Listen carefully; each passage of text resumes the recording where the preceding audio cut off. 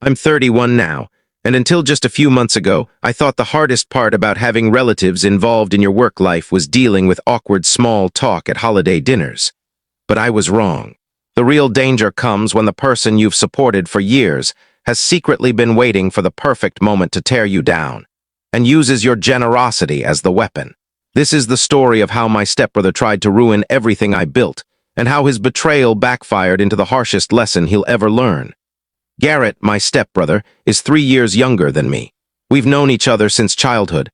Our parents got married when I was 12 and he was 9, so we grew up under the same roof. What I didn't recognize back then was that Garrett had carried a deep resentment toward me from the very start. While I thought we had a fairly normal sibling dynamic, he was quietly jealous of almost everything. My grades, my friendships, even the way our parents praised me. Garrett hated watching anyone else succeed.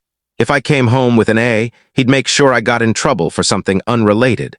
If I made the baseball team, suddenly rumors about me would start spreading around school. If our parents congratulated me, he'd immediately pull a stunt to redirect attention to himself. I was too young to connect the dots. I thought he was just acting out because of the blended family situation or going through normal phases. What I didn't understand back then was that Garrett was extremely skilled at hiding his true personality from adults. He had this charm he could switch on and off at will.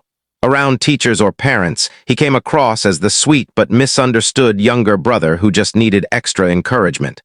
But when we were alone, or when it was just kids around, he showed who he really was. Petty, manipulative, and without an ounce of empathy. After high school, I went straight into construction. I started at the very bottom as a laborer, learned electrical work for 2 years, then picked up plumbing before moving into project management and site supervision.